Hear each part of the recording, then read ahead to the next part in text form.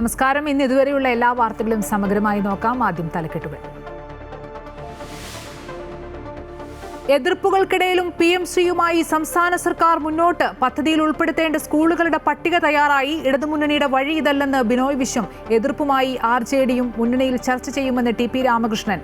പദ്ധതിയിൽ ആരും അറിയാതെ ഒപ്പിട്ടെന്ന് VD സതീശൻ. ശബരിമലയിലെ സ്വർണം ഉണ്ണികൃഷ്ണൻ പോറ്റി ബെല്ലാരിയിലെ സ്വർണ്ണ വ്യാപാരിക്ക് വിറ്റതായി സൂചന. തെളിവെടുപ്പിനായി പോറ്റിയെ ബംഗളൂരുവിലും ചെന്നൈയിലും ബെല്ലാരിയിലും എത്തിക്കും. ഉദ്യോഗസ്ഥ തലത്തിൽ കൂടുതൽ അറസ്റ്റിന് സാധ്യത.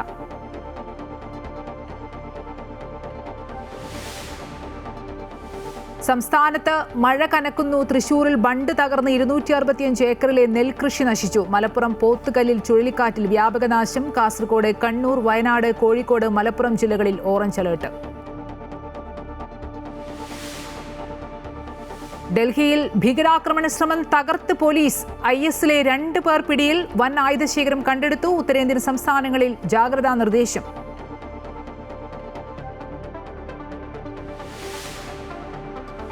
മഹാസഖ്യത്തിനെതിരെ ആഞ്ഞടിച്ച് ബീഹാറിൽ പ്രധാനമന്ത്രിയുടെ തെരഞ്ഞെടുപ്പ് പ്രചാരണം. ദേശീയ നേതാക്കളെ സംസ്ഥാനത്തേക്ക് എത്തിച്ച് കോൺഗ്രസും BJPയും. ഇന്ത്യാ സഖ്യം ചൊവ്വാഴ്ച പ്രകടന പത്രിക പുറത്തിറക്കും.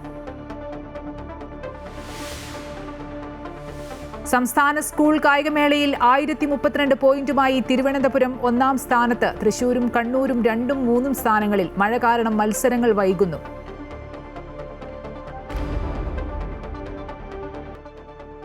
PMശ്രീ പദ്ധതിയിൽ ഇടതുമുന്നണിയിൽ ഭിന്നത. നിലപാട് കടുപ്പിക്കുകയാണ് CPI. പാർട്ടിയുടെ എതിർപ്പ് തള്ളി പദ്ധതിയുമായി വിദ്യാഭ്യാസ വകുപ്പ് മുന്നോട്ട് പോകുമ്പോൾ കടുത്ത തീരുമാനങ്ങളിലേക്ക് CPI കടക്കുന്നുവെന്നാണ് സൂചന. മന്ത്രിസഭാ യോഗത്തിൽ നിന്ന് വിട്ടുനിൽക്കുന്നത് അടക്കമുള്ള കടുത്ത തീരുമാനങ്ങൾ എടുക്കണമെന്ന ആവശ്യം പാർട്ടിയിൽ ശക്തമായിട്ടുണ്ട്. വിഷയം LDF ചർച്ച ചെയ്യുമെന്ന CPM ജനറൽ സെക്രട്ടറി MA ബേബിയുടെ ഉറപ്പ് പോലും പരിഗണിക്കാതെ ഏകപക്ഷീയമായി ധാരണാപത്രത്തിൽ ഒപ്പിട്ടത് അംഗീകരിക്കാനാകില്ലെന്നാണ് CPIയിലെ പൊതുവികാരം. മുന്നണി മര്യാദ ലംഘിച്ചത് ആയുധമാക്കി പോരിനാണ് പാർട്ടി തയ്യാറെടുക്കുന്നത്. CPM ദേശീയ നേതൃത്വത്തെ എതിർപ്പറിയിക്കാനും തീരുമാനമായിട്ടുണ്ട്. ഇടത് പാർട്ടികളുടെ കെട്ടുറപ്പിനെ തകർക്കുന്ന നടപടിയാണ് വിദ്യാഭ്യാസ വകുപ്പിന്റെ ഭാഗത്തുനിന്നുണ്ടായതെന്നാണ് CPIയുടെ നിലപാട്. PMശ്രീ പദ്ധതി നടപ്പാക്കുന്നത് മുന്നണി മര്യാദ ലംഘനമെന്ന് ആവർത്തിച്ച് CPI ഒറ്റക്കെട്ടായി രംഗത്ത് വന്നു. We have the meeting of the Central Secretariat of our party, yes. National Secretariat of our party, and we are going to discuss certain political issues. This is one of the political issues which our secretariat will discuss. After that I will speak. അതാ party general secretary തന്നെ പറഞ്ഞു കഴിഞ്ഞിരിക്കുകയാണ്. ഇന്ന് ഞങ്ങളുടെ secretariat meeting ഉണ്ട്. നാളെ ഞങ്ങളുടെ ദേശീയ നിർവാഹക സമിതി യോഗമുണ്ട്. അപ്പോൾ ഈ മീറ്റിങ്ങുകളിലെല്ലാം ഈ വിഷയങ്ങൾ ചർച്ച ചെയ്യും. ആ ചർച്ചയ്ക്ക് ശേഷം എന്താണ് ഞങ്ങളുടെ ദേശീയ തലത്തിൽ ഈ പാർട്ടിയുടെ നിലപാടെന്നുള്ളത് പിന്നീട് അറിയിക്കും. ബന്ധപ്പെട്ട മന്ത്രി തന്നെയാണ് ആദ്യം വിശദീകരിക്കേണ്ടത്. നിങ്ങൾ ഇവിടെ വരുന്നതിന് മുമ്പ് ആദ്യം ആ പ്രതികരണമാണ് എടുക്കേണ്ടിയിരുന്നത്. പക്ഷെ ഒരു കാര്യം നമുക്ക് സാമാന്യനെ പറയാൻ കഴിയും. കഴിഞ്ഞ 4 വർഷക്കാലമായി എന്തുകൊണ്ടാണ് ഇത് ഒപ്പിടാതിരുന്നത്? അതെ, ഇടതുപക്ഷ ജനാധിപത്യ മുന്നണി അത് വിലയിരുത്തട്ടെ. ഇടതുപക്ഷ ജനാധിപത്യ മുന്നണി വിലയിരുത്തണം. അതിനു മുമ്പ് CPIയുടെ സ്റ്റേറ്റ് സെക്രട്ടേറിയറ്റ് യോഗം ഇന്ന് തന്നെ കൂടുന്നുണ്ട്. ആ യോഗങ്ങളിലേക്ക് അത് വിലയിരുത്തിയതിന് ശേഷം നമുക്കൊരു തീരുമാനം പറയാം. അല്ല, ക്യാബിനറ്റ് പിൻവലിച്ച ഒരു അജണ്ട ക്യാബിനറ്റിൽ വീണ്ടും അവതരിപ്പിക്കാതെ ക്യാബിനറ്റിനെ ഇരുട്ടിൽ നിർത്തി ഇതെങ്ങനെയാണ് ഒപ്പുവെച്ചത് എന്നുള്ള കാര്യം ആദ്യം വിദ്യാഭ്യാസ മന്ത്രി പറയട്ടെ. PMശ്രീ പദ്ധതിയിൽ ഒപ്പിട്ടതിൽ കടുത്ത എതിർപ്പുമായി RJDയും രംഗത്തെത്തി. LDFൽ ചർച്ച ചെയ്യുമെന്ന് CPM general secretary MA baby പറഞ്ഞതാണ്. എന്നാൽ ഒരു ചർച്ചയും LDFൽ ഉണ്ടായില്ലെന്ന് RJD secretary general doctor Varghese George പറഞ്ഞു. വിദ്യാഭ്യാസം എന്നത് സംസ്ഥാനത്തിനും കേന്ദ്രത്തിനും ഒരുപോലെ അവകാശമുള്ളതാണ്. കേരളം സുപ്രീം കോടതിയിൽ പോകണമായിരുന്നുവെന്നും അദ്ദേഹം പറഞ്ഞു. വിദ്യാഭ്യാസം കൺകറന്റ് ലിസ്റ്റിൽ കേന്ദ്രത്തിനും സംസ്ഥാനത്തിനും ഒരുപോലെ നിർവഹണം നടത്താവുന്ന രീതിയിലായതിനാൽ സംസ്ഥാന ഗവൺമെൻറ് PMശ്രീയിൽ ഒപ്പിടുന്നതിന് മുമ്പ് സുപ്രീം കോടതിയെ സമീപിക്കാമായിരുന്നു. PMശ്രീ പദ്ധതി ഏകപക്ഷീയമായി ഉപാധികളോടെ നടപ്പാക്കുന്നതിനെതിരെ സംസ്ഥാന സർക്കാർ സുപ്രീം കോടതിയെ സമീപിക്കണമായിരുന്നു. PMശ്രീ കരാർ വ്യവസ്ഥകൾ എന്താണെന്ന് അറിയില്ലെന്ന് LDF കൺവീനർ TP രാമകൃഷ്ണൻ. വിദ്യാഭ്യാസ വകുപ്പിലെ ഉദ്യോഗസ്ഥരാണ് കരാറിൽ ഒപ്പിട്ടത്. PMശ്രീ വിഷയത്തിൽ LDFൽ കാര്യമായ ചർച്ച ചെയ്തിട്ടില്ല. ഫണ്ട് എങ്ങനെ വാങ്ങിയെടുക്കാമെന്ന കൂടിയാലോചന മാത്രമാണ് നടന്നതെന്നും അദ്ദേഹം പറഞ്ഞു. CPIയുടെ അഭിപ്രായങ്ങൾ കേൾക്കാതെ പോകില്ലെന്നും അദ്ദേഹം വ്യക്തമാക്കി. ഇടതുപക്ഷ ജനാധിപത്യ മുന്നണി ഒരു നയത്തിൻ്റെ അടിസ്ഥാനത്തിൽ ഒരു പരിപാടി അടിസ്ഥാനം രൂപപ്പെട്ട ഒരു മുന്നണിയാണ്.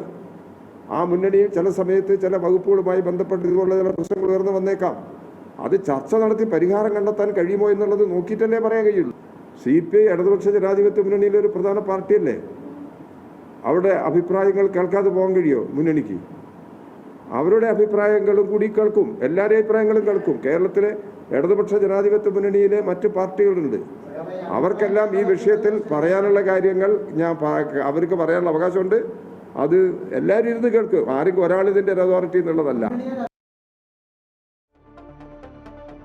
PM ശ്രീ പദ്ധതിയിൽ സർക്കാർ ആരും അറിയാതെ ഒപ്പിട്ടെന്ന് VD സതീശൻ. ഘടകകക്ഷികൾ പോലും അറിഞ്ഞില്ല. നാണക്കേട് സഹിച്ച് മുന്നണിയിൽ തുടരണോ എന്ന് CPIക്ക് തീരുമാനിക്കാമെന്നും കേന്ദ്ര നിബന്ധനകളിൽ എതിർപ്പ് അറിയിക്കാതെയാണ് ഒപ്പുവെച്ചതെന്നും പ്രതിപക്ഷ നേതാവ് ആരോപിച്ചു.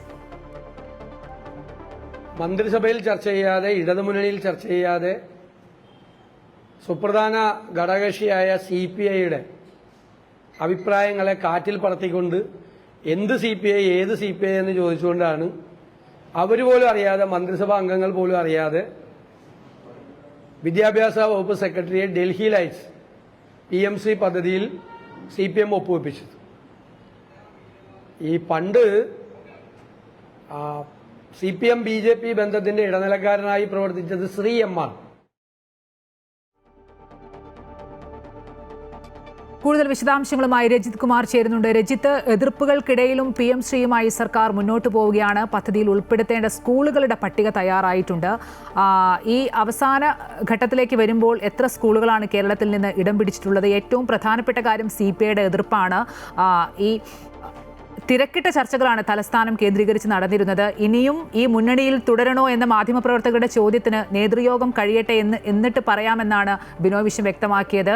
CPIയുടെ ആ നിർണായക തീരുമാനം വന്നു കഴിഞ്ഞോ? എന്തൊക്കെയാണ് അത് സംബന്ധിച്ച്?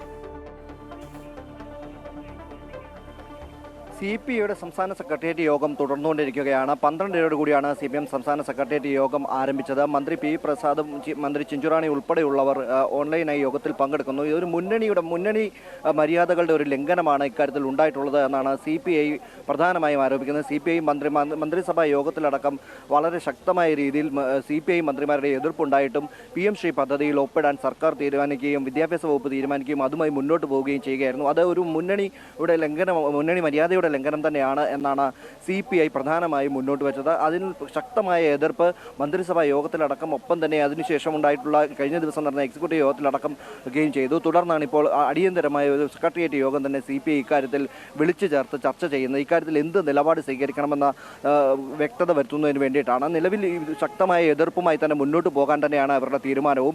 അതിൻ്റെ ഭാഗമായി തന്നെ അല്പം മുമ്പ് മന്ത്രിസഭാ യോഗത്തിന് ഈ സെക്രട്ടേറിയറ്റ് യോഗത്തിലേക്ക് എത്തുന്നതിന് മുമ്പ് തന്നെ സംസ്ഥാന സെക്രട്ടറി അടക്കം ഇക്കാര്യങ്ങൾ വ്യക്തമാക്കുകയും ചെയ്തു.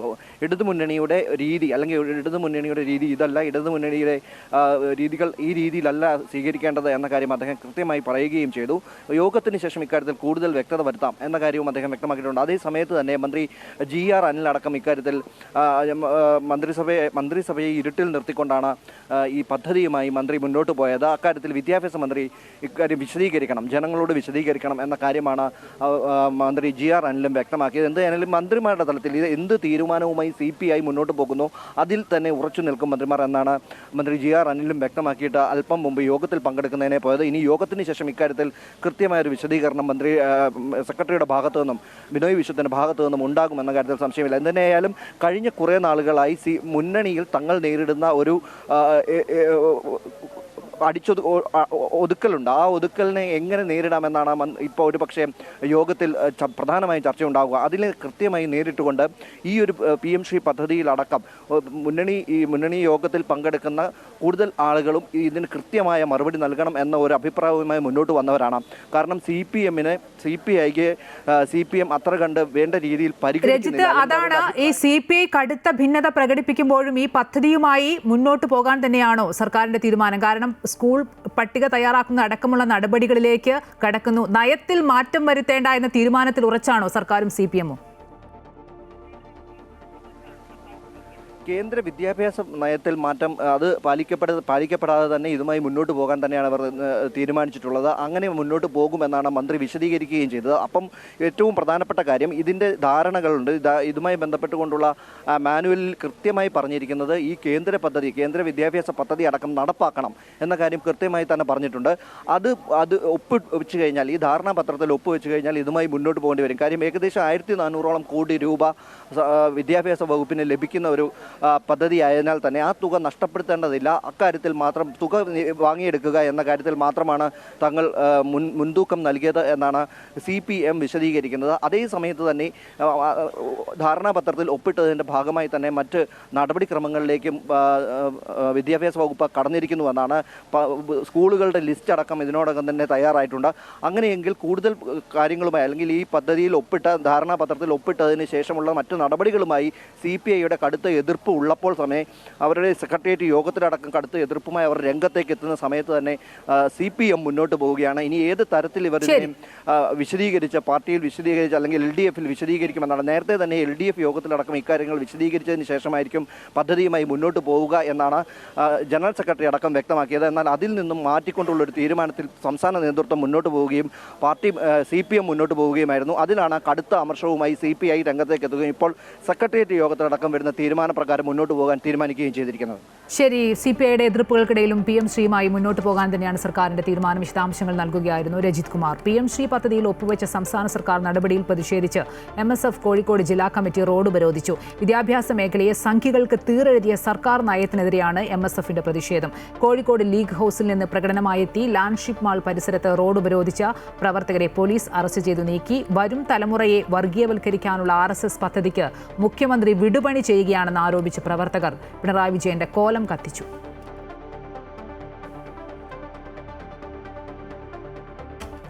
ഡൽഹിയിൽ ഭീകരാക്രമണ പദ്ധതി തകർത്തു. ISISലെ 2 പേർ പിടിയിലായി. ഡൽഹിയിൽ IED സ്ഫോടനം നടത്താനായിരുന്നു പദ്ധതി. ഡൽഹി പോലീസിന്റെ പ്രത്യേക സംഘമാണ് പിടികൂടിയത്. രഹസ്യ വിഭാഗത്തിന് ലഭിച്ച വിവരത്തിന്റെ അടിസ്ഥാനത്തിൽ നടത്തിയ പരിശോധനകൾക്കൊടുവിലാണ് ഇവർ പിടിയിലായത്. ഒരാൾ ഡൽഹി സ്വദേശിയും മറ്റൊരാൾ മധ്യപ്രദേശ് സ്വദേശിയുമാണ്. ഇവരിൽ നിന്ന് വൻ ആയുധശേഖരം കണ്ടെടുത്തിട്ടുണ്ട്. ചാവേറാകാനുള്ള പരിശീലനം ലഭിച്ചവരാണ് 2 പേരും എന്നാണ് പ്രാഥമിക വിവരം.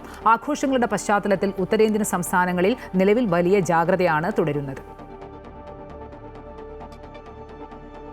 ശബരിമലയിലെ സ്വർണം ഉണ്ണികൃഷ്ണൻ പോറ്റി ബെല്ലാരിയിലെ സ്വർണ്ണ വ്യാപാരിക്ക് വിറ്റതായി സൂചന. ഉണ്ണികൃഷ്ണൻ പോറ്റിയെ ചോദ്യം ചെയ്തതിൽ നിന്നാണ് അന്വേഷണ സംഘത്തിന് വിവരം ലഭിച്ചത്. സ്വർണം കണ്ടെത്തുന്നതടക്കമുള്ള തെളിവെടുപ്പിനായി ഉണ്ണികൃഷ്ണൻ പോറ്റിയെ ബംഗളൂരുവിലും ചെന്നൈയിലെ ബെല്ലാരിയിലും എത്തിക്കും. അതേസമയം ഉദ്യോഗസ്ഥ തലത്തിൽ കൂടുതൽ അറസ്റ്റിനും സാധ്യതയുണ്ട്. വിവരങ്ങളുമായി രജിത്ത് ചേരുന്നുണ്ട്. രജിത്ത്, ഈ ഉണ്ണികൃഷ്ണൻ പോറ്റിയുടെ തെളിവെടുപ്പ് നടത്തുന്നതിനൊപ്പം തന്നെ അന്വേഷണ സംഘത്തിന്റെ അടുത്ത നീക്കം ഒക്കെ എങ്ങനെയായിരിക്കും?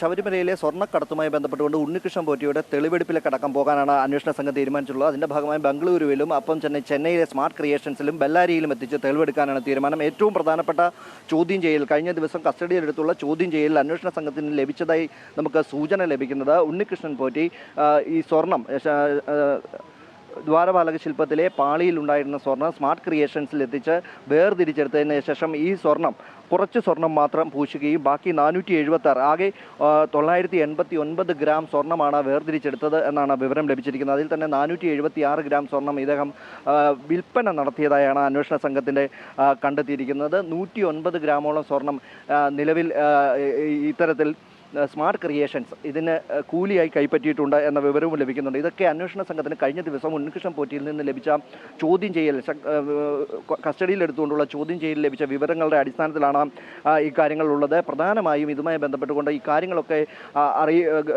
ബെല്ലാരിയിൽ സ്വർണം സ്മാർട്ട് ക്രിയേഷനിൽ നിന്നും ബെല്ലാരിയിലെ സ്വർണ്ണ വ്യാപാരിയായിട്ടുള്ള ഗോവർദ്ധനിലേക്ക് എത്തിച്ചത് കൽപേഷ് എന്ന് പറയുന്ന ആളാണ് ഉണ്ണികൃഷ്ണൻ പോറ്റിക്ക് വേണ്ടി സ്മാർട്ട് ക്രിയേഷനിൽ നിന്നും ഈ സ്വർണം വാങ്ങിക്കൊണ്ട് പോയത്. ഇത്തരത്തിൽ അന്വേഷണ സംഘത്തിന് ലഭിച്ച വിവരങ്ങളുടെ അടിസ്ഥാനത്തിലും ഒപ്പം തന്നെ ഉണ്ണികൃഷ്ണൻ പോറ്റിയുടെ കസ്റ്റഡി കാലാവധി തീരുന്ന സാഹചര്യത്തിലും അദ്ദേഹത്തെ ഇനി ബാംഗ്ലൂരു ഉൾപ്പെടെയുള്ള സ്ഥലങ്ങളിൽ എത്തിച്ചുകൊണ്ട് തെളിവെടുപ്പ് നടത്തണം. ആ തെളിവെടുപ്പ് നടക്കുന്നതിലേക്കാണ് അന്വേഷണ സംഘം പോകുന്നത്. ബംഗളൂരുവിലും അതുപോലെ തന്നെ ചെന്നൈയിലും ഒപ്പം തന്നെ ഈ ബെല്ലാരിയിലും ഗോവർദ്ധന് സ്വർണം വിറ്റതായി പറയപ്പെടുന്ന ബെല്ലാരിയിലും എത്തിച്ച് തെളിവെടുക്കാനാണ് തീരുമാനിച്ചിട്ടുള്ളത്. അതോടൊപ്പം തന്നെ ഈ മുതലും തൊണ്ടി മുതലും കൂടി കണ്ടെത്തുന്ന തരത്തിലേക്കുള്ള നീക്കങ്ങളാണ് അന്വേഷണ സംഘം നടത്തുന്നത്. ബെല്ലാരിയിലടക്കം ഗോവർദ്ധനിലടക്കം അന്വേഷണ സംഘം ഇതിനോടകം തന്നെ വിവരങ്ങൾ അറിഞ്ഞിട്ടുണ്ട്. അതേ സമയത്ത് തന്നെയാണ് മുരാരി ബാബുവിൻ്റെ അറസ്റ്റിന് ശേഷം മറ്റ് ഉദ്യോഗസ്ഥ തലത്തിലുള്ള നടപടിയിലേക്ക് കൂടി അന്വേഷണ സംഘം കടക്കുന്നത്. കൂടുതൽ പേരുടെ അറസ്റ്റ് ഉണ്ടാവും. മുരാരി ബാബുവിനെ കസ്റ്റഡിയിൽ വാങ്ങി ചോദ്യം ചെയ്യുന്നതോടൊപ്പം തന്നെ കൂടുതൽ പേരിലേക്കും അന്വേഷണം വ്യാപിപ്പിക്കുകയാണ്. ഇവരുടെ വീടുകളിലടക്കം അന്വേഷണ സംഘം ഇതിനോടകം തന്നെ പരിശോധന നടത്തിയിട്ടുണ്ട്. ഇനി അവരെ വിളിച്ചു വരുത്തി ചോദ്യം ചെയ്യുകയും അവരുടെ പങ്ക് വ്യക്തമായാൽ അറസ്റ്റിലേക്ക് നീങ്ങാനുമാണ് തീരുമാനം. ശരി, രജിത്താണ് വിശദാംശങ്ങൾ നൽകിയത്. PM ശ്രീ പദ്ധതിയിൽ നിന്ന് പിന്മാറില്ലെന്ന് CPM-ൽ തീരുമാനം. സംസ്ഥാന സെക്രട്ടേറിയറ്റിലാണ് തീരുമാനം വന്നത്. CPI-യുമായി ചർച്ച ചെയ്ത് പ്രശ്നം പരിഹരിക്കാനും തീരുമാനം. വിവരങ്ങളുമായി അൻഫിലിറ്റ് ഡിസൂസ ചേരുന്നു. അൻഫിലിറ്റ്, പ്രതിഷേധങ്ങൾക്കും എതിർപ്പുകൾക്കൊക്കെ ഇടയിലും സർക്കാർ പദ്ധതിയുമായി മുന്നോട്ട് പോകാൻ തന്നെയാണോ തീരുമാനം? അമ്പിളി, CPM-ന്റെ സംസ്ഥാന സെക്രട്ടേറിയറ്റ് യോഗം അല്പം മുമ്പാണ് സമാപിച്ചത്. സംസ്ഥാന സെക്രട്ടേറിയറ്റിലാണ് ഇത് സംബന്ധിച്ച് ചർച്ചയായത്. പക്ഷേ ഇത് വലിയ രീതിയിൽ ചർച്ച നടന്നില്ല. ഒരു പ്രാഥമിക ചർച്ചയാണ് ഉണ്ടായത്. ഈ പ്രാഥമിക ചർച്ച എന്ന് ഉദ്ദേശിക്കുന്നത് CPI കടുത്ത വിമർശനവുമായി അല്ലെങ്കിൽ കടുത്ത വിയോജിപ്പുമായി മുന്നിൽ നിൽക്കുന്ന ഒരു സാഹചര്യത്തിൽ CPI കാര്യങ്ങൾ പറഞ്ഞ് ബോധ്യപ്പെടുത്തുക. പ്രധാനമായും എന്തുകൊണ്ട് ഈ PM ശ്രീയിൽ ഒപ്പിടേണ്ട വന്നൊരു സാഹചര്യം എന്ന് പറയുന്നത് SSKയുമായി ബന്ധപ്പെട്ട് ലഭിക്കേണ്ട നഷ്ടപ്പെടുന്ന കോടികളുടെ ഫണ്ട് നഷ്ടപ്പെടുന്നു. ഈ ഫണ്ട് നഷ്ടപ്പെടുന്നതിലൂടെ വിവിധ പദ്ധതികൾ താളം തെറ്റുന്നു.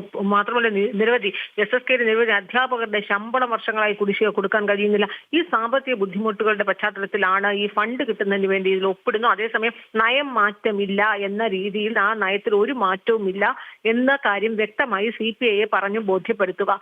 അതിനപ്പുറത്തേക്ക് PMC പദ്ധതിയിൽ നിന്ന് പിന്നോട്ട് പോകേണ്ടതില്ല എന്ന തീരുമാനം.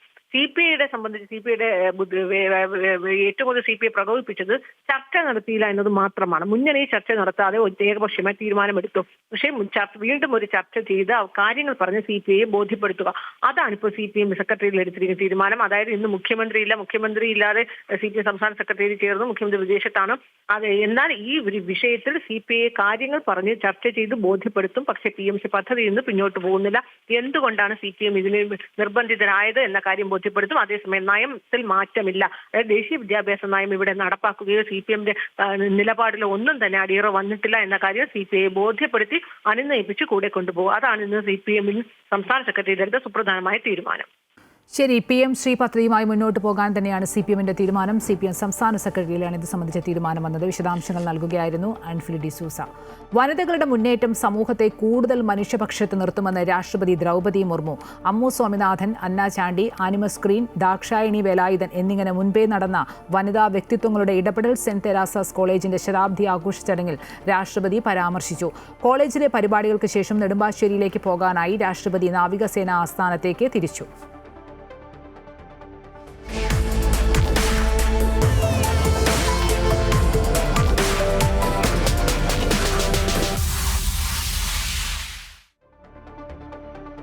തെരഞ്ഞെടുപ്പ് ആവേശത്തിലാണ് ബീഹാർ. NDAയുടെ തെരഞ്ഞെടുപ്പ് പ്രചാരണത്തിന് ഔദ്യോഗികമായി തുടക്കം കുറിച്ച് പ്രധാനമന്ത്രി. സമസ്തിപൂരിലെ റാലിയിൽ മഹാസഖ്യത്തെ പ്രധാനമന്ത്രി കടന്നാക്രമിച്ചു. माता की मिथिला के हृदय स्थली समस्तीपुर के यही पवित्र धरती हम हृदय से प्रणाम करै छी। ई धरती माता सीता आ राजा जनक के तपस्या से पावन बन ली है।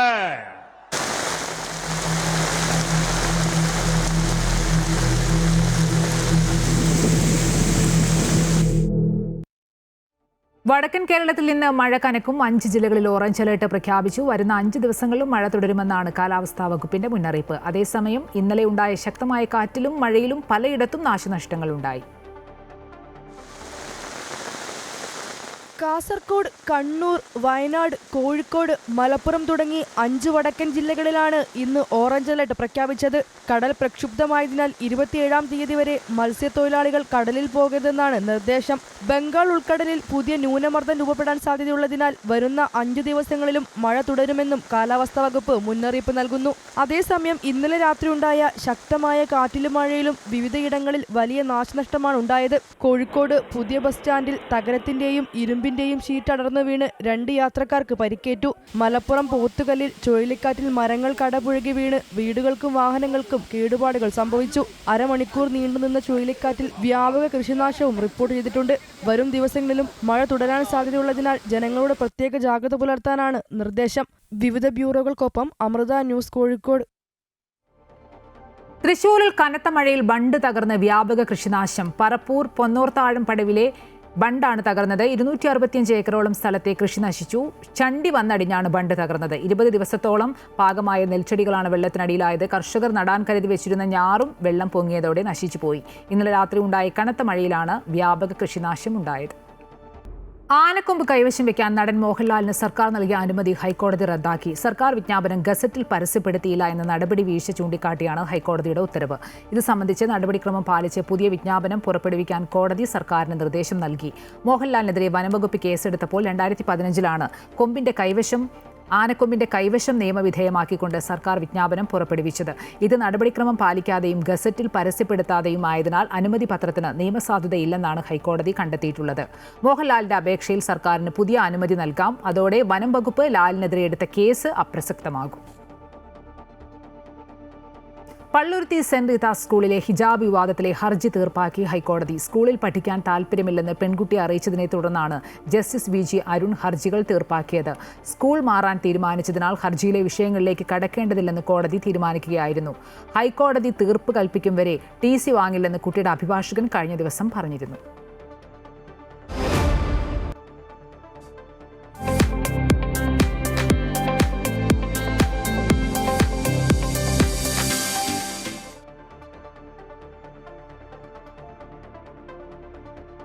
സംസ്ഥാന കായികമേളയിൽ ഓവറോൾ പോയിന്റിംഗിൽ 1000 കടന്ന് തിരുവനന്തപുരത്തിന്റെ കുതിപ്പ് തുടരുകയാണ്. 2ാം സ്ഥാനത്ത് തൃശൂരും 3ാം സ്ഥാനത്ത് കണ്ണൂരുമാണ്. അത്ലറ്റിക്സിൽ 30 പോയിന്റുമായി പാലക്കാടാണ് മുന്നിൽ. വിവരങ്ങളുമായി ആതിര രാധാകൃഷ്ണൻ ചേരുന്നുണ്ട്. ആതിര, കൂടുതൽ പോയിന്റുമായി തിരുവനന്തപുരവും അത്ലറ്റിക്സിൽ പാലക്കാടിന്റെ മുന്നേറ്റവും തുടരുന്നുണ്ട്. ഒപ്പം തന്നെ ഏറ്റവും പ്രധാനമാണ് ഈ മഴ ഈ മത്സരങ്ങൾക്ക് എത്രത്തോളം തടസ്സമാകുന്നുണ്ട്? അമ്പിളി, തിരുവനന്തപുരത്തിന്റെ കുതിപ്പാണ് തുടരുന്നത്. 1000 പോയിന്റിൽ കൂടുതൽ 1032 പോയിന്റുമായി തിരുവനന്തപുരമാണ് നിലവിൽ കായികമേളയിൽ ഓവറോൾ ചാമ്പ്യൻഷിപ്പിന്റെ ആ ഒരു കപ്പിന് അടുത്തേക്ക് എത്തിയിരിക്കുന്നത്. 2ാം സ്ഥാനത്തുള്ളത് തൃശൂരാണ്. പക്ഷേ തൃശൂർ ബഹുദൂരം പിന്നിലാണ്. കാരണം 484 പോയിന്റ് മാത്രമാണ് തൃശൂരിന്റെ 2ാം സ്ഥാനത്ത് എത്തിയിട്ട് പോലും ഉള്ളത്. അതുകൊണ്ട് തന്നെ 1ാം സ്ഥാനത്തിരിക്കുന്ന തിരുവനന്തപുരം വെച്ച് നോക്കുമ്പോൾ ബഹുദൂരം പിന്നിലാണ് തൃശൂരുള്ളത്. നിലവിൽ ഏതായാലും രാവിലെ അത്ലറ്റിക് മത്സരങ്ങളിൽ ചിലതൊക്കെ തന്നെ പൂർത്തിയായിരുന്നു. ഇനി വൈകുന്നേരത്തോടു കൂടിയാണ് ഷോട്ട് പുട്ട്, ലോങ് ജമ്പ്, അതുപോലെ തന്നെ ഹൈ ജമ്പ് തുടങ്ങിയ മത്സരങ്ങളൊക്കെ തന്നെ വൈകുന്നേരത്തോടു കൂടിയായിരിക്കും ആരംഭിക്കുക. ഏതായാലും മഴ നിലവിൽ വലിയ രീതിയിൽ ഒരു പ്രശ്നമുണ്ടാക്കുന്നില്ലെങ്കിലും, ഇൻഡോർ മത്സരങ്ങൾക്ക് മഴ ഒരു തടസ്സമാകുന്നില്ലെങ്കിലും, ഈ മത്സരങ്ങളൊക്കെ തന്നെ പുരോഗമിക്കുന്ന സമയങ്ങളിൽ ഔട്ട്ഡോർ മത്സരങ്ങൾ വരുമ്പോൾ മഴ ചെറിയ രീതിയിൽ ഒരു വില്ലനാകുന്ന സാധ്യതയുമുണ്ട്. നിലവിൽ സെൻട്രൽ സ്റ്റേഡിയത്തിലടക്കം ഗെയിംസ് മത്സരങ്ങളും പുരോഗമിക്കുകയാണ്. ഏതായാലും നിലവിൽ തിരുവനന്തപുരത്തിന്റെ കുതിപ്പാണ് തുടരുന്നത്. സംസ്ഥാന സ്കൂൾ കായികമേളയിൽ മത്സരങ്ങളെല്ലാം തന്നെ പുരോഗമിക്കുകയാണ്. വിശദാംശങ്ങൾ നൽകുകയായിരുന്നു ആതിര രാധാകൃഷ്ണൻ. സംസ്ഥാന സ്കൂൾ കായികമേള ഒളിമ്പിക്സ് മാതൃകയിൽ തലസ്ഥാന നഗരിയിൽ പുരോഗമിക്കുമ്പോൾ ട്രാക്കിന് പറയാൻ കഷ്ടപ്പാടിന്റെയും പോരാട്ടത്തിന്റെയും കഥകൾ കൂടിയുണ്ട്. അടിസ്ഥാന സൗകര്യങ്ങൾ പോലും ഇല്ലാതെ പോരാട്ടത്തിനിറങ്ങേണ്ടി വരുന്ന കായിക താരങ്ങളുടെ കഥ.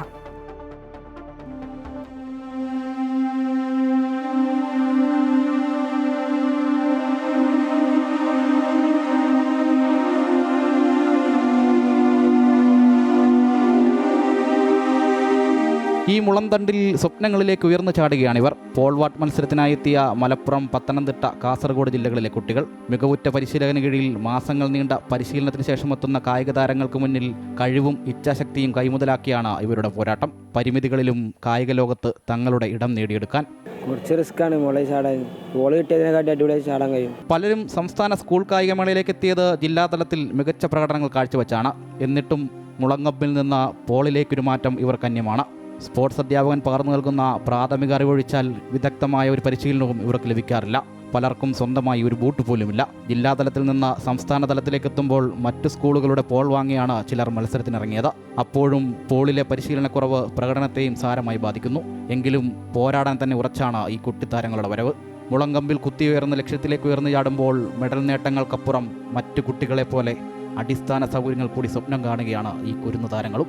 സ്കൂൾ കായികമേളയുടെ കെട്ടും മട്ടും ഒളിമ്പിക്സ് മാതൃകയിലേക്ക് മാറുമ്പോഴും അടിസ്ഥാന സൗകര്യങ്ങളും കൃത്യമായ പരിശീലനവും ലഭിക്കാത്ത കായിക താരങ്ങൾ ഇപ്പോഴും നിരവധിയാണ് എന്നതാണ് യാഥാർത്ഥ്യം.